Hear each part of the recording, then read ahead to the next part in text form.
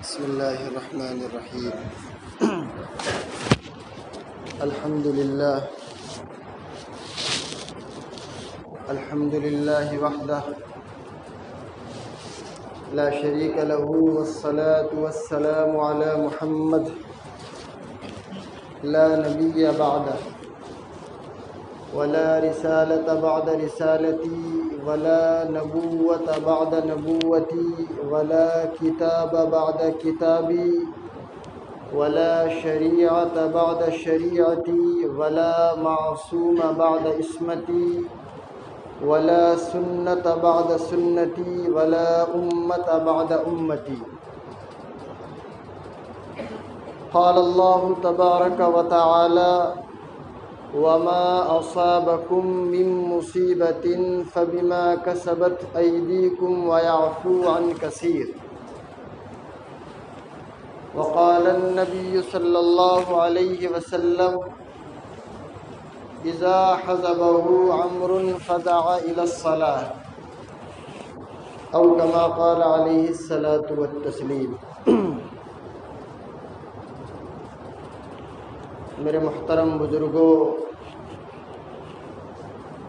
اور ایمانی بھائیوں، اللہ جل جلالہ وعم نوالہ دنیا کے اندر کسی بھی چیز کو بے مقصد اور بے معنی پیدا نہیں فرماتے. کسی چیز کو پیدا کرنے کا اللہ کا ایک مقصد ہوتا ہے.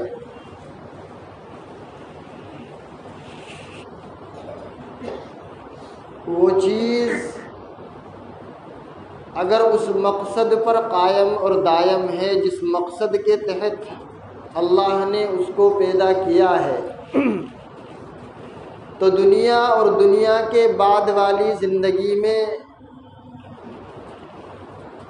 لامحدود جو زندگی ہے اس کے اندر اس کو سربلندی عطا کی جائے گی. اگر وہ چیز اس مقصد سے ہٹی ہوئی ہے تو اللہ جل جلالہ دنیا اور دنیا کے بعد والی زندگی اس کے لیے تنگ فرما دیں گے. ملک کے جو موجودہ حالات ہیں، خصوصاً ہمارے مسلمان بھائی بڑے تذبذب کا شکار ہیں. کچھ کو فکر ہے اور کچھ کو فکر نہیں ہے. کچھ سوچ رہے ہیں کہ اس چیز سے کیسے نمٹا جائے، کیا لائحہ عمل ہے، کچھ طے کیا جائے، ان مصیبتوں کا، ان عصائب کا مقابلہ کیا جائے کہ کیسے ان چیزوں سے چھٹکارا ملے. یہ جتنی بھی تدابیر لوگ اختیار کر رہے ہیں، ہم قرآن اور احادیث کی روشنی میں ان تمام چیز کا جائزہ لیں تو یہ تمام تدابیر قرآن اور احادیث اللہ اور اس کے رسول صلی اللہ علیہ وسلم کے طریقوں سے ہٹ کے جو اصل وجہ ہے ہم اس کو جاننا ہی نہیں چاہ رہے. قوم بنی اسرائیل پر جب اللہ مصیبتیں اور ان کو آزمائش میں مبتلا کرتا تھا، قرآن اس کی ترجمانی کرتا ہے کہ وَإِن تُصِيبْهُمْ سَيِّئَةٌ يَطَّيَّرُوا بِمُوسَىٰ وَمَن مَّعَهُ، کہ تو ان تمام مصیبتوں کا ٹھیکرا وہ لوگ ایمان والوں پر پھوڑ دیتے تھے.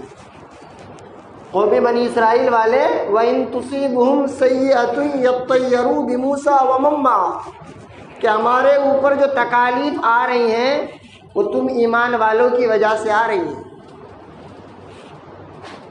ہوتا بھی یہی تھا. اللہ نے جس مقصد کے تحت ایمان والے کو پیدا کیا تھا اور جو اللہ کے رسول صلی اللہ تعالی علیہ وسلم نے 1.25 لاکھ صحابہ کو اپنے بعد چھوڑا، ان کی زندگی کو سامنے رکھ کر ہم اپنی زندگی کا مشاہدہ کریں، اپنی زندگیوں کا جائزہ لیں، کس حد تک ہماری زندگی اللہ کے حکم اور محمد عربی صلی اللہ تعالی علیہ وسلم کے طریقے کے موافق ہے۔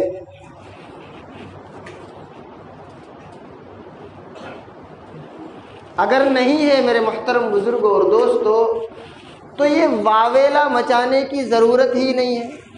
میں نے جو آیت کریمہ تلاوت کی خطبے کے اندر وما اصابکم من مصیبت، کہ ایمان والے کو جو بھی مصیبت پہنچتی ہے دنیا کے اندر، فبما کسبت ایدیکم، وہ اس کے اپنے ہاتھ کا کیا کرایا ہوتا ہے۔ تب ضرورت کیا ہے؟ آدھار کارڈ بنانے کی ضرورت ہے یا پاسپورٹ بنانے کی ضرورت ہے؟ اللہ کے رسول صلی اللہ علیہ وسلم نے سمپل سا طریقہ بتایا ہے، ہم اس طریقے کو چھوڑ کر کے اور تمام تدابیروں کو اختیار کر رہے ہیں، اور دھیرے دھیرے پھنستے ہی نہیں دھستے چلے جا رہے ہیں، اور ہمیں علم بھی نہیں ہے۔ ہمارے سامنے اللہ کے رسول کی زندگی ہے، مکی زندگی کو آپ دیکھیے۔ آپ صلی اللہ علیہ وسلم کے چچا ابو طالب خود بنی ہاشم کے نوجوانوں کو اللہ کے رسول صلی اللہ علیہ وسلم جب آرام فرماتے تھے تو اللہ کے رسول کی حفاظت کے لیے مامور کرتے تھے۔ یہ حالات تھے مکی زندگی کے اللہ کے رسول صلی اللہ تعالی علیہ وسلم کے، لیکن اللہ کے رسول نے ان حالات کا مقابلہ کس انداز سے کیا؟ آپ نے فوج بنائی، مظاہرے کیے یا ڈاکومنٹس جمع کیے؟ کیا کرا؟ آپ پہلی قوموں کے نبیوں کو دیکھیے، قومی بنی اسرائیل کے نبیوں کو دیکھیے، ابراہیم کو دیکھیے، اسماعیل کو دیکھیے، یوسف کو دیکھیے، یونس کو دیکھیے، موسیٰ کو دیکھیے، عیسیٰ کو دیکھیے، تمام نبیوں کو ستایا گیا، لیکن کسی نے بھی اپنے رد کے لیے مظاہرے نہیں کیے ہوں گے۔ ایک سمپل سا فنڈا انہوں نے اپنایا، رجوع الی اللہ۔ سمپل سی بات ہے، آپ تمام کائنات کے سے ڈرو گے، جھکو گے جا کر کے، تو اللہ تمہیں اور ڈرائے گا، اور جھکائے گا، اور کٹوائے گا، اور مروائے گا۔ ایک اللہ کی طرف رجوع کر لو، اس کے ہو جاؤ، اس کی طرف جھک جاؤ، اس کے سامنے سجدہ ریز ہو جاؤ، اللہ تمام کائنات کو تمہارے لیے مسخر کر دے گا، اور اغیار کوئی نہیں، اللہ نے کر کے دکھایا۔ حضرت عمر رضی اللہ تعالیٰ عنہ کے زمانے میں قیصر و کسریٰ کتنے بڑے بادشاہ، ظالم اور جابر، اللہ نے جھکا کے بتایا۔ کوئی مظاہرے کیے حضرت عمر نے کہ چلو قیصر و کسریٰ کے خلاف جلوس نکالا جائے گا؟ کرا کچھ؟ اپنی زندگی کو حکم الہی اور آپ صلی اللہ علیہ وسلم کے طریقے پر لے آئے، اور یہی آپ صلی اللہ علیہ وسلم کی تعلیمات ہیں۔ سیدنا حذیفہ رضی اللہ تعالی عنہ فرماتے ہیں کہ آپ صلی اللہ علیہ وسلم کو جب کوئی تکلیف پہنچتی یا کوئی سخت امر پیش آتا تھا، اذا حزبہ امر فزع الی الصلاۃ، یہ اس انسان کی زندگی کے بارے میں ہے جو دنیا ہی نہیں، دنیا کے بعد بھی سید الکونین والبشر ہے، کہ اس کو کوئی سخت امر پیش آتا ہے تو وہ اللہ کی طرف رجوع کرتا ہے، فزع الی الصلاۃ، کہ نماز کے ذریعے اللہ سے مدد مانگتا ہے۔ ہمارے معاشرے کے اندر دیکھ لو، آج 2 سے 3% لوگ 5 وقتہ نمازی ہیں، اور ہم واویلا مچا رہے ہیں۔ ارے ابھی تو شروعات ہے، آپ کو تو ان لوگوں کا شکر گزار ہونا چاہیے۔ کتنے لوگ مجھے فون کر کے پوچھتے ہیں کہ مولانا میں کبھی زندگی میں مسجد میں نہیں گیا، میری بیٹی کا نکاح تھا آج سے 15 سال پہلے، میں پہلی بار مسجد میں گیا تھا، اب اتنی ڈر اور گھبراہٹ ہے کہ میں 5 وقت کا نمازی بن گیا ہوں۔ شکر گزار ہونا چاہیے ان لوگوں کا کہ یہ لوگوں نے ہمیں اللہ یاد کرایا، اللہ کیا چیز ہے۔ لیکن ابھی بھی جو فیصد جو اللہ کو مطلوب ہے وہ دور ہے. ان کو پڑی نہیں ہے زندگی کی. ارے چل رہی ہے زندگی، چلائے جاؤ، کیا جا رہا ہے، کچھ نہیں ہوتا. اللہ کو آدھا تیتر آدھا بٹیر نہیں چاہیے، کامل ایمان والا چاہیے اللہ کو. کامل کہ تم ایمان لانے کے بعد اللہ کے ساتھ تمہارا معاملہ کیسا ہے، تمہارے باپ کے ساتھ کیسا ہے، تمہاری خود کی بیوی کے ساتھ تمہارے معاملات کیسے ہیں، تمہارا پڑوسی تم سے خوش ہے یا نہیں، تم کاروبار کے اندر کیا رویہ اختیار کرتے ہو، کم تولتے ہو، زیادہ تولتے ہو، تمہارے عادات اور اخلاق کیا ہے، تمہارے معاشرہ کیسا ہے. اللہ ہر چیز کو دیکھنے کے بعد زمین پر اپنے فیصلوں کو اتارتا ہے. ایسے ہی کوئی ایک دم سے مصیبت کو نازل نہیں کر دیتا ہے. ہم فکر ہی نہیں کر رہے کہ نمازی نماز پڑھے جا رہا ہے، پڑھے جا رہا ہے، پڑھے جا رہا ہے. ارے میں نمازی ہوں، میری اولاد کا کیا؟ میرے سے ایک صاحب نے آ کر کے کہا، مولانا میں نماز پڑھتا ہوں، اپنے بچے کو اٹھاتا ہوں، جوان ہے نہیں اٹھتا ہے. بولا کتنی بار اٹھاتے ہیں؟ کہ 10 بار اٹھاتا ہوں، 20 بار اٹھاتا ہوں، نہیں اٹھتا. کیا کیا جائے؟ میں نے ان سے ایک سمپل سا سوال کرا. فرض کرو آپ کے گھر میں آگ لگ جائے. آپ کے گھر میں اگر آگ لگ جائے تو کیا آپ اپنے بچے کو 10-20 بار ہلا کے چھوڑ دو گے کہ بیٹا آگ لگ گئی ہے چل بھاگ لے؟ ایمان لانے کے بعد اللہ کے رسول صلی اللہ علیہ وسلم کا کلمہ حق پڑھ لینے کے بعد صحابہ کو سب سے پہلے جو چیز سکھائی جاتی تھی وہ نماز تھی.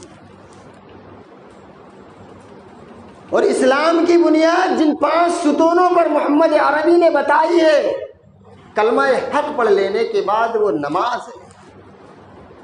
بنی الاسلام علی 5: شہادت اللہ الہ الا اللہ وان محمد عبدہ ورسولہ واقام الصلاۃ.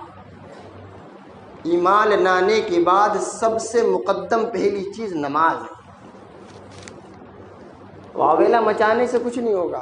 یہ مسجد ہے، دیا ہے اللہ نے ہم کو، یہ گھر اپنا گھر دیا ہے کہ میرے گھر میں آ جاؤ، مجھ سے رجوع کر لو، توبہ کر لو، میں سنوں گا، میں جھکا دوں گا تمام کائنات کو، میں مسخر کر دوں گا ہر چیز کو تمہارے لیے. شرط یہ ہے کہ صرف میرے ہو جاؤ، میرے نبی کے ہو جاؤ. اور اگر ایسا نہیں ہے تو پھر میری تمہاری کوئی گارنٹی نہیں، میں تمہارا کوئی ذمہ دار نہیں. تمہارا حشر میں فرعون کے ساتھ کروں، حامان کے ساتھ کروں، قارون کے ساتھ کروں یا ابی بن خلف کے ساتھ کروں، اس کی میں کوئی گارنٹی نہیں دے سکتا ہوں. دیکھ لو، آپ مشاہدہ کر لو. آج جمعہ ہے، الحمدللہ جگہ نہیں ملے گی مسجد کے اندر. آپ عصر میں آ کر کے مشاہدہ کر لو، یہ لوگ کہاں چلے جاتے ہیں. آسمان نکل لیتا ہے یا زمین غائب کر دیتی ہے لوگوں کو. اسی مسجد کا حال نہیں ہے، ہر مسجد کا یہی حال ہوگا. تو پھر یہ اغیار ہم پہ اللہ مسلط نہیں کرے گا تو کیا کرے گا؟ مسلمان کو اگر سب سے زیادہ وقت کسی چیز کے لیے ہے تو یہ کھلونا دے دیا ہے نا اسرائیلیوں نے، اس کے لیے ہے سب سے زیادہ. پتہ نہیں کیا سمجھ بیٹھا ہے اس چیز کو اور بس چل رہا ہے، اس پہ چل رہا ہے. بے راہ روی والی زندگی.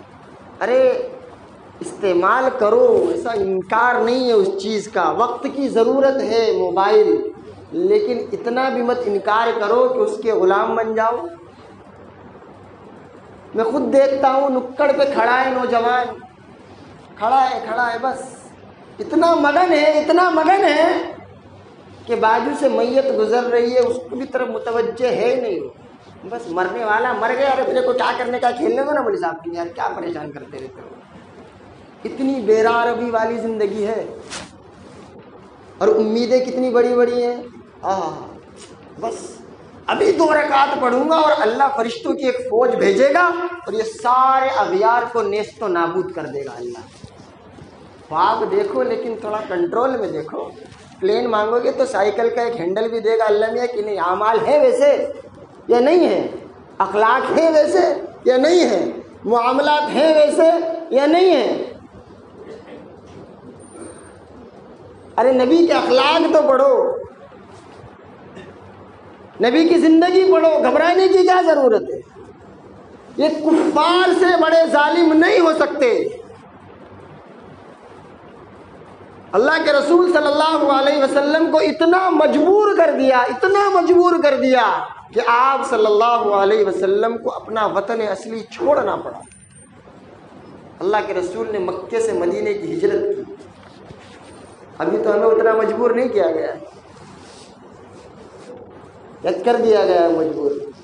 ابھی تو صرف ایک بل پاس ہوا ہے، ابھی تو شروعات ہے، ابھی تو سٹیزنشپ امنڈمنٹ بل آیا ہے، اس کے بعد دیکھیے NRC آئے گا، اس کے بعد دیکھیے کیا کیا آتا ہے، ہر ایک چیز آپ پر لا کر کے تھوپ دی جائے گی۔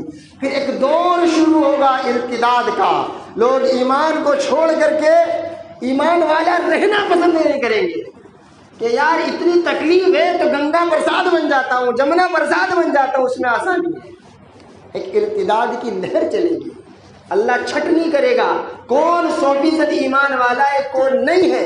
اللہ نے قرآن میں کہا ہے وَلَنَبْلُوَنَّكُمْ بِشَيْءٍ مِّنَ الْخَوْفِ وَالْجُوعِ وَنَقْصٍ مِّنَ الْأَمْوَالِ وَالْأَنفُسِ وَالثَّمَرَاتِ وَبَشِّرِ الصَّابِرِينَ الَّذِينَ إِذَا أَصَابَتْهُمْ مُصِيبَةٌ قَالُوا إِنَّا لِلَّهِ وَإِنَّا إِلَيْهِ راجعون أُولَئِكَ عَلَيْهِمْ صَلَوَاتٌ مِّن رَّبِّهِمْ وَرَحْمَةٌ وَأُولَئِكَ هُمُ الْمُهْتَدُونَ۔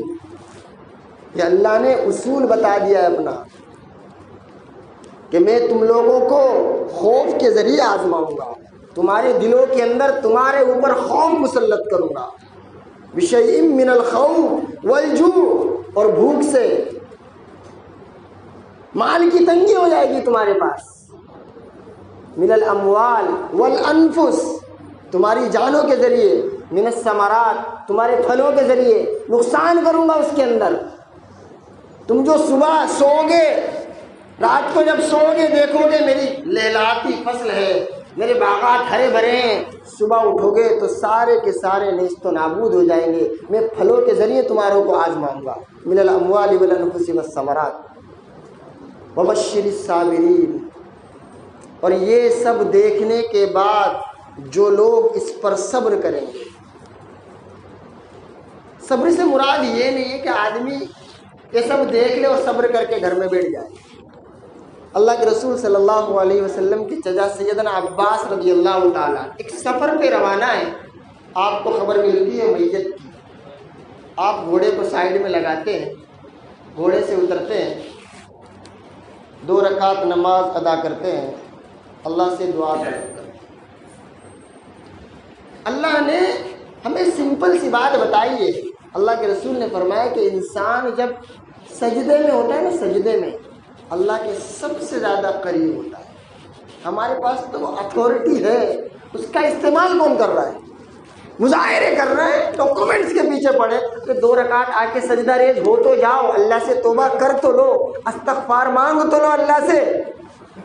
اللہ اتنا بڑا ظالم نہیں ہے، وما ربک بظلام للعبید، قرآن میں اللہ خود کہہ رہا ہے کہ میں ظالم نہیں ہوں، تم ایک قدم چلو گے، تم ایک بالشت میری طرف آؤ گے، میں 10 ہاتھ تمہاری طرف آؤں گا، تم چل کے آؤ گے، میں دوڑ کے آؤں گا، بشرطے کہ میری طرف آؤ تو میری طرف رجوع تو کرو، تم تو دوسری طرف بھاگ رہے ہو۔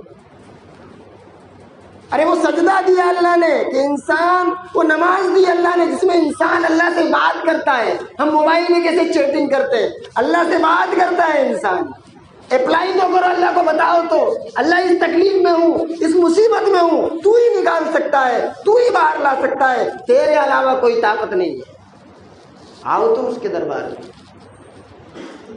اللہ کے رسول صلی اللہ علیہ وسلم کے ایک صحابی ہیں، اللہ کے رسول کے آخر میں کہتے ہیں کہ اللہ کے رسول، مجھے آپ کی عادت، اخلاق، اطوار، ہر چیز بہت پسند ہے، میں جنت میں آپ کے پڑوس میں، آپ کے قریب میں رہنا چاہتا ہوں، آپ کا قرب اختیار کرنا چاہتا ہوں۔ 2 جہاں کے آقا ہیں، اللہ کے رسول نے یہ نہیں فرمایا کہ ہاں ٹھیک ہے جا، اللہ کے رسول نے بتایا کہ ٹھیک ہے، سجدوں کی کثرت سے میری مدد کرنا، کہ تاکہ تیرا قرب مجھے نصیب ہو جائے۔ آج ہم دیکھیں اپنی زندگیوں کو میرے محترم بزرگوں اور دوستوں، اپنے نوجوانوں سے کہو کہ اس موبائل کی زندگی سے نکل کے اس مسجد والی زندگی میں آ کر کے تو دیکھو کہ کیا ہے۔ ارے تم عرش پہ پڑھو گے، فرش پہ اللہ تمہارے سجدوں کو قبول کرے گا، اور یہ جتنی باطل طاقتیں ہیں میرے محترم بزرگوں اور دوستوں، ایک وقت ایسا آئے گا کہ تمام کی تمام تمہارے قدموں میں جھکی ہوئی ہوگی، اور اگر نہیں جھکی تو اللہ ان طاقتوں کو نیست و نابود کر دے گا۔ آپ نمرود کے واقعے کو دیکھ لو، آپ شداد کے واقعے کو دیکھ لو، آپ ابی بن خلف کو دیکھ لو، آپ حامان کو دیکھ لو، آپ قارون کو دیکھ لو۔ اگر انہوں نے مانی تو مانی اللہ کی، اگر نہیں مانی تو اللہ نے اس انداز سے ان کو نیست و نابود کیا کہ رہتی دنیا تک وہ لوگ سارے عالم کے لیے ایک مثال بن گئے۔ آپ رجوع تو کرو اللہ کی طرف۔